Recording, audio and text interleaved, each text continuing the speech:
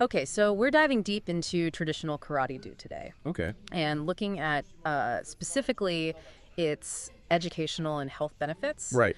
We've got some excerpts here from the Traditional Karate-Do Institute's guide, Okay. which is written by the founder, Nelson Carrion. And it's fascinating how Carry-On goes beyond just the physical aspects of karate. He really emphasizes developing well-rounded individuals, incorporating respect, peace, Right. and even environmental awareness into like the very fabric of TKD. It's like he's saying this isn't just about learning to fight, it's about building character. Exactly. And get this. Yeah. He actually wants to partner with universities Wow. to create a standardized TKD curriculum. Oh, wow. Can you imagine getting a diploma in traditional karate-do? Wow, What kind of an impact do you think that would have? that's huge. I mean, Yeah. it brings a whole new level of academic credibility to TKD. Right. This could mean standardized instruction, recognized qualifications, maybe even like university exchanges Wow. built around this shared passion for traditional karate-do. Right. It says a lot about his vision for the future of TKD. It definitely shows a commitment to raising the bar, I think, Yeah. and ensuring some quality instruction. Absolutely. Speaking of Carry-On, Yeah. his background is fascinating. Yeah. He spent years in Okinawa and Japan Wow. really immersing himself in the art, and he keeps coming back to this idea of heiwa, Right. peace, something that he learned directly from Okinawan masters. Yeah. And that focus on peace is really at the heart of traditional karate. Do you know that phrase, karate ni sente nashi? Yes. There is no first strike in karate. Yeah. This philosophy is what sets TKD apart, It's about self-defense. Right. Resolving conflict peacefully whenever possible. So it's not about aggression. Exactly. It's about cultivating this inner peace Right. and using your skills responsibly. Exactly. And what's really interesting is how Carry-On blends this traditional emphasis on peace with a very modern approach to training. Okay. He talks about incorporating the latest scientific understanding of physical movement, the importance of mental and emotional well-being. Right. He's not afraid to evolve. I love that he's not stuck in the past. He even says, if we do not contribute to the science of physical movement, we would not be evolving. We would stop in time. Right. He clearly sees the value in tradition and progress. He does, yeah. It's that willingness to adapt and grow. Yeah. That really speaks to the heart of TKD, I think.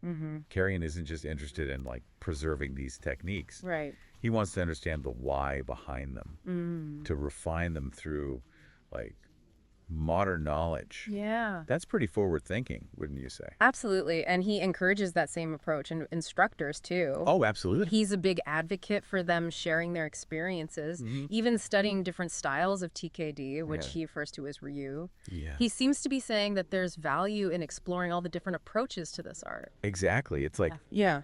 imagine being a chef who's only ever cooked Italian food. Okay. Your understanding of flavor, of technique, would be limited. Right. Right. By exploring these different Ryu. Yeah. Instructors can gain a broader perspective, a deeper understanding of the underlying principles of TKD. So it's not about just copying techniques, No. but understanding the essence of what makes them work. Exactly. It makes me wonder about those instructors who might be hesitant to branch out. Yeah. What would you say is the most important thing Carrion wants them to understand? I think you would say, don't let tradition become stagnation. Okay. It's about recognizing that every Ryu has something valuable to offer, some insight that can deepen your understanding and enhance your teaching. And ultimately, it's about serving your students better. Exactly. Speaking of students, Yeah. Carrion places a huge emphasis on the mental and emotional aspects of training. He does. He even says, we must keep in mind the mental and emotional part of our students, otherwise our teaching would not have the objective set. Wow. What do you think he means by that? He's recognizing that true mastery isn't just about physical prowess. Right. It's about cultivating inner strength as well. It's about self-discipline, resilience, emotional control. Right. Remember his emphasis on heiwa, Right. Peace. peace. It's not just the absence of conflict, it's a state of being. Right, and that reminds me of something else he mentioned. He talked about his time in Okinawa, Right. learning directly from the master, and how they constantly emphasized heiwa in their teachings. Right. It sounds like that experience really shaped his understanding of TKD. Absolutely. Imagine learning from masters who've lived and breathed this philosophy for generations Wow. in a place where TKD originated. Right. It's like tracing the art back to its roots. It's interesting to think about the historical context too, right? Oh, absolutely. Okinawa has this history of being caught between these powerful forces. Yeah. And yet, Yeah. this martial art that prioritizes peace emerges from that environment. It's It amazing. really makes you think about the kind of resilience and inner strength Yeah. that must have emerged from those challenges. It wasn't just about fighting, it was about protecting their culture, their way of life. And out of that struggle, this art that values peace above all else was born. Yeah, it's a powerful testament to the idea that true strength comes from within. And it's something that Carrion clearly emphasizes in his approach to TKD. Right. It's not just about the physical techniques, It's Right. about cultivating this mindset of peace, even in the face of adversity. That makes me think about those who might be drawn to TKD Yeah. for like stress relief or personal growth. It sounds like those aspects are like deeply embedded in the practice. Absolutely. Think of it like this. Okay. You're learning these physical techniques, practicing discipline and focus, Right. but you're also developing self-awareness, Yeah. emotional regulation. Right. It's almost like a moving meditation. A moving meditation. Yeah. I like that. Mm-hmm. You know, there was one more thing that caught my eye in Carrion's guide. Okay. He mentions that traditional karate do is closely related to Zen philosophy. Did you find that intriguing? He doesn't like dive too deep into it, but it opens up a fascinating avenue for exploration. Right. Think about the principles of Zen, mindfulness, being present in the moment, self-discovery. Right. Those ideas seem to resonate with what we've been discussing about TKD's holistic approach. It makes you wonder how those Zen philosophies might actually manifest in the practice of TKD.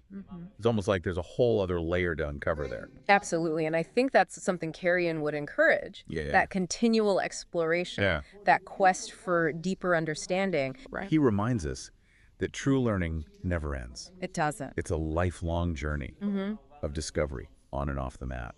So for anyone listening who's feeling inspired to dive deeper into the world of traditional karate, to maybe even explore that connection to Zen, what would you say is the most important thing to keep in mind? I think it goes back to that idea of heiwa, Okay. of peace. Peace. Approach your journey with an open mind, Okay. a willingness to learn and grow, and a commitment to cultivating inner peace. Right. The physical techniques are just one part of the equation. That's a great point to end on. It's not just about kicking and punching. It's about cultivating a more peaceful and centered self. Exactly. And who knows, maybe that journey will even lead you to explore this fascinating intersection of TKD and Zen. There you go. And on that note, we'll wrap up our exploration of traditional karate do for today. Okay. We hope this deep dive has given you a new perspective on this ancient art and its enduring relevance in our modern world. Ready to kick things up a notch? Today, we're diving into the world of karate. Osu. But not just any karate, right? We're talking about a style with a global story, generations of dedication, and a really unique approach to teaching. Absolutely. I think what we're about to uncover is going to resonate with anyone who's ever been part of a strong lineage of knowledge, or, even just anyone who values those mentor-mentee relationships. I love that. Okay, so the heart of this deep dive is an article called, get this, Texto Pagado. I know, bit of a mouthful. But it's about this incredible karate seminar. I'm intrigued already. Right. So picture this. We're in Poland at Dojo Starwise. And it's not your typical karate class. Like, it's not just rows of people all in uniform doing the same kata. You've got kids, you've got adults, you've got these seriously experienced practitioners all training together, which just seems kind of amazing, It speaks to a core value of this style of karate, this emphasis on passing knowledge down through generations. The article really highlights that. It's not just about, physical techniques or anything. They're fostering integrity, building self-confidence. It's about a living link between generations through this shared experience of of karate. That's incredible. I mean, you don't see that every day, right? And I'm curious, does the article actually give like specific examples of how this plays out in the training itself? Like, what is it actually like for the younger students to be learning alongside, people who've been doing this for years? Yeah, so the article highlights this really cool dynamic because you have these different generations training together. The younger students, they benefit, of course, Yeah. right? They get this experience and guidance from the more seasoned practitioners. Right, makes sense. But then, and this is really interesting, I think, it also works the other way around. Those who've been practicing longer, it gives them a chance to kind of re-examine their understanding through the eyes of, well, through the questions and the fresh perspectives of their younger counterparts. That's amazing. It's like this constant back and forth Exactly. feedback loop of learning. Totally. I love it. And speaking of experience, this seminar, it was led by, get this, Sensei Nelson Carrion. The article says he's been practicing karate for, are you ready for this? Over 53 years. 53 years. Wow, that's dedication. Right. And he became an instructor all the way back in 1978. I mean, karate wasn't even in the Olympics back then. You're right. That's before karate really entered the mainstream, at least in the West. Yeah. It was definitely a different time for martial arts. I wonder, thinking back then, what was the public perception of something like karate in the late 70s? Oh, that is a good question. I mean, I wasn't even born yet, so Right. I can only imagine. It was starting to gain some traction, for sure, Bruce Lee and all that, but nothing like it is today. I bet for someone like Sensei Carrion, starting out then, that must have been a really interesting time. This whole world of martial arts was still kind of new and mysterious to a lot of people. Yeah, and to be at the forefront of that like he was must have been amazing. Okay, now for the part that really blew my mind. The article casually mentions Sensei Carrion's lineage, like who he trained under. It traces back to Master Hidetaka Nishiyama. No way, you're kidding. Nishiyama's a legend. Right, I had to look him up. But... He was instrumental in bringing traditional Japanese karate to the U.S. He really understood that for it to take root in a new place, it needed to be, accessible, understandable to a Western audience. Wow. So what did he do? Well, he founded the Japan Karate Association's All-American region. This was huge. His influence really shaped how karate evolved and how it's taught, not just in the U.S., but around the world, really. So we're talking about the person who essentially shaped the way a lot of the world experiences karate. Exactly. And Sensei Carrion was trained by him directly. Unbelievable. I know, right? What a story. It's like straight out of a movie. The article says that Sensei Carrion actually moved to Los Angeles to train with Nishiyama at this central dojo on Olympic Avenue. And apparently this place was like the hub, It was the place to be for karate students, like from all over the world. Can you imagine? Olympic Avenue in L.A., a melting pot of karate students all drawn to this one dojo, all these different backgrounds, different experiences coming together to learn and train. I'm getting chills just thinking about it. Like, what I wouldn't give to go back in time and just be a fly on the wall in that dojo. Me too. To witness that firsthand. To see Nishiyama in action. Oh. The article describes him as an erudite of teaching, which I love, with this strong spirit of sharing and training. And I mean, I can only imagine the kind of impact that direct mentorship from someone like that had on Sensei Carrion. I think you can see that impact so clearly in how Sensei Carrion teaches today.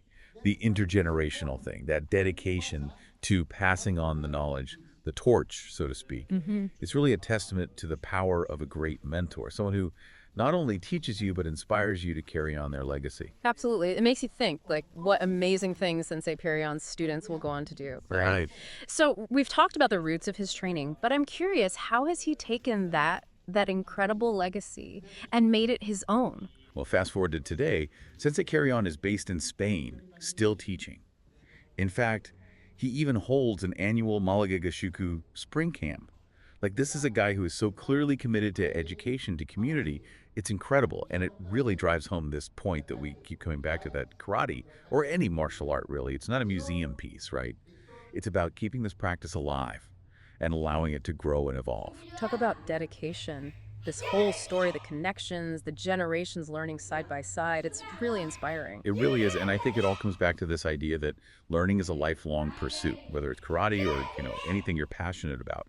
Just like Sensei Carrion had Nishiyama, I think we all benefit from finding those mentors, those guiding lights in our own lives. Absolutely. It's about bridging generations, tapping into that wealth of experience, and hopefully passing it on.